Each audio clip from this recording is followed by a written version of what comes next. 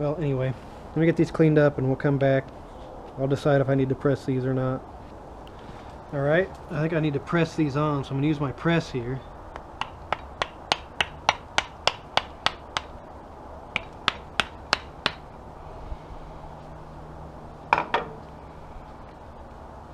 Obviously I don't want that cutter head to interfere with this. On the inside it looks to be about flush, but out here it's not quite all the way down, but I don't think it's supposed to be. Maybe it would help to read the instructions.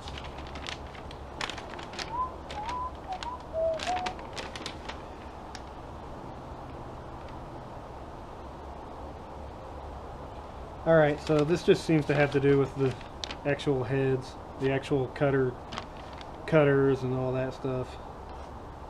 Not for actually installing it, so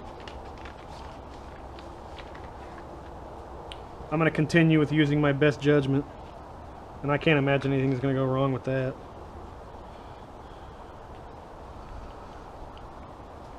Oh, that one just slid right on. That's weird. Alright. So, I don't know if this is going to work out or not, but I'm basically looking right on the inside there and making sure that the bearing is flush with these caps on both of them. And I think the tell, if that's the right thing or not, will be if these line up with the holes in the joiner bed. So, let's see if they do. So these two holes here are what we're dealing with. And what we need to do is basically thread the opposite side of these slotted parts of these studs into these caps, like so. I don't think you want to screw them literally all the way in to where they're hitting the bearing, but I'm not sure about that, so I'm not going to do that.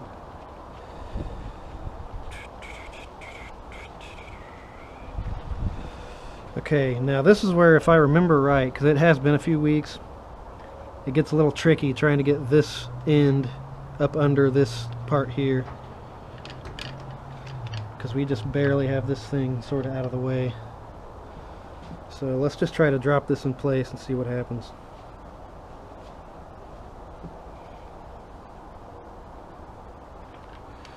So as you can see, we're trying to line those up into there.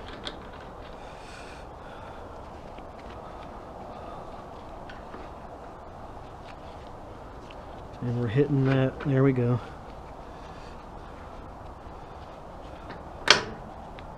Okay. Looks pretty good. Yeah, I think we're golden on that. So now, I don't think I need these gloves anymore. Let's see, where's the old hardware?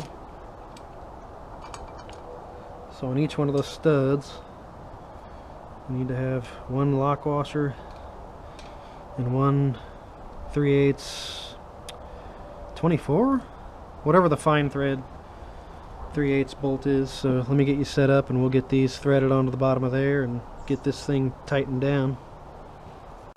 Alright, let me see if I can get this to work. Lift that up. Come on, slide in there. Okay. And now, not sure if you can even see this.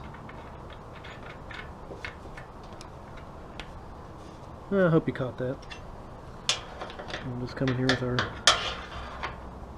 wrench, tighten her down. I don't want to tighten it all the way though until we get the other side going, so let's come over there. Once again, I hope you can see this.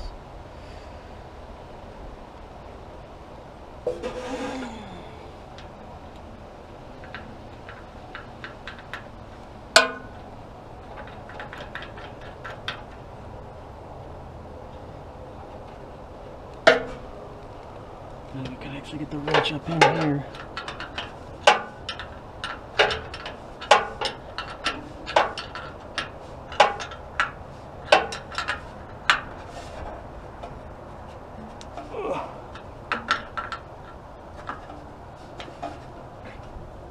Okay, that's that part.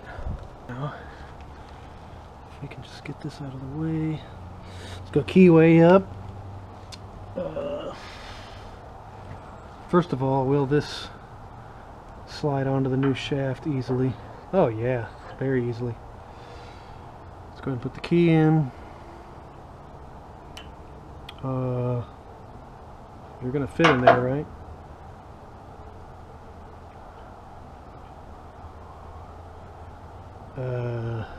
Alright, hang on, let's try this. Let's do one of these. And then just give that a tappy tap tap, maybe?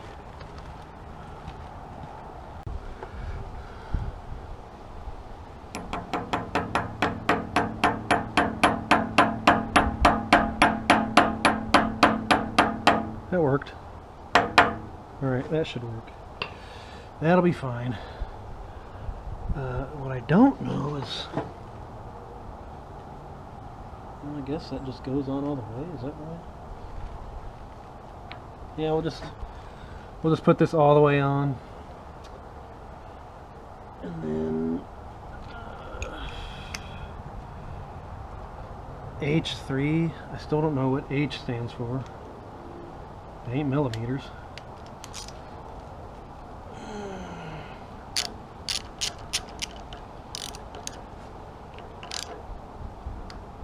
Let's do that one, and don't forget this one on the side over here. Lock it in doubly. And then let's go ahead and feed this belt back up through here.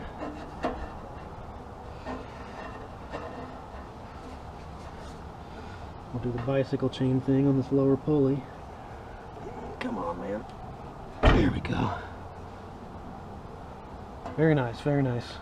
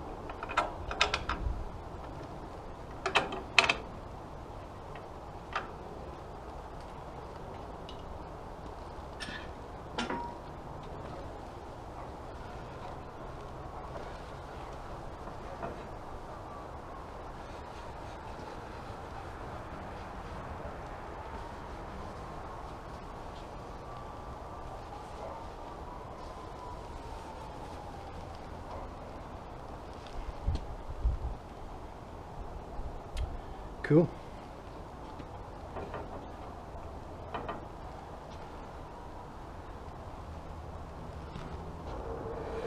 Alright, the first thing I'm going to do is adjust this outfeed table. And the way I'm going to do that is I'm going to run this board through. And hopefully I've got this set too high. And it'll just come to about there and stop. Basically the board will hit the outfeed table. And then I'll just slowly crank on that and lower it down little by little until it runs through. And that should give us a minimal amount of snipe. So let's see what happens.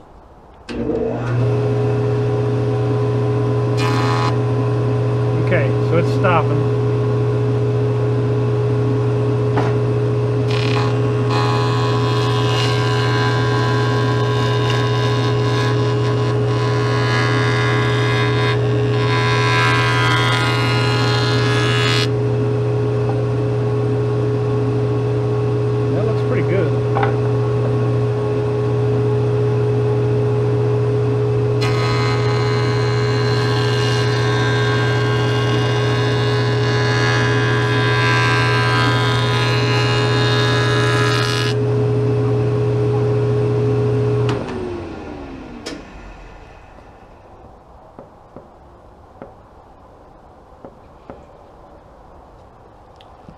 So, okay. I think that's good. Then we'll go ahead and lock this down. That locks the pulley. And then I think... And then this one under here locks the bed in place. And then while we're at it, we might as well lock in the in-feed table where it's at. Probably not going to be adjusting that too much in the future. Okay. Now I'm going to work on squaring this thing up, and maybe I'll go ahead and set the 90 and 45 degree stops on it. Okay, so I'm just going to use this 1, 2, 3 block deal here. And actually it looks pretty good. It's not bad at all, actually. So then, what's the deal here?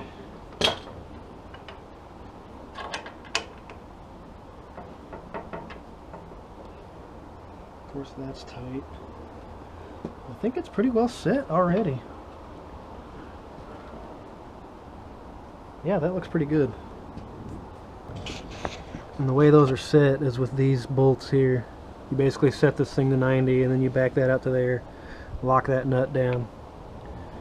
And then these are the 45 stops. I can't imagine using this thing to joint 45 on there. But I don't know. I think that's about good. Let's go ahead and put the covers on so people will quit bitching about me being unsafe, and this will probably be job done.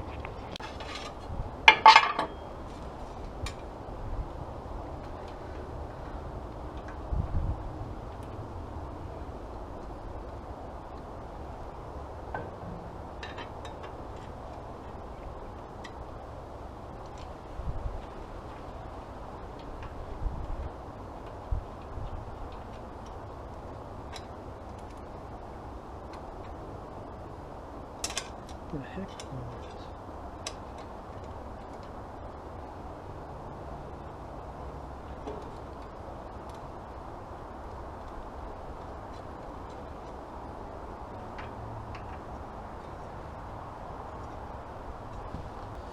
So I actually like how Jet has done this, and this might be more common than I realize. I'm just used to that old Powermatic we have at the other shop, but at the bottom of this hole there's a thing that this slot engages in, and that's what's spring loaded.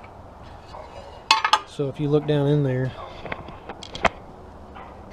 I think you can see down in there, hopefully. And then this thing is spring loaded, see that? So basically you just twist on this and then you stick that down in there, and then that's what makes this thing want to push towards the fence. So we'll just give this a few rotations.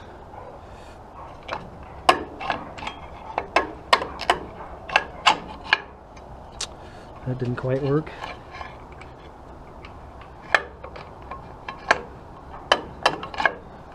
There we go. Okay. Cool. Let's take it for a test joint.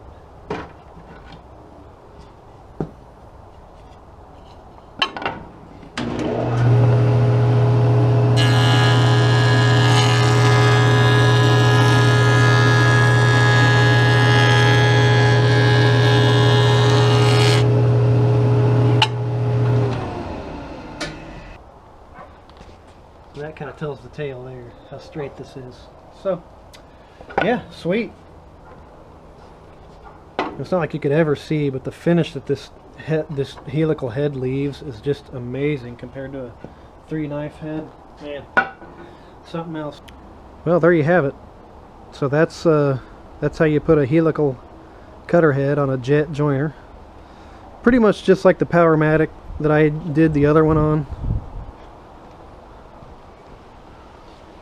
These carbide teeth or something else. So anyway, yeah, this thing's a heck of a tool now. So anyway, that's it. Don't forget to dislike and unsubscribe.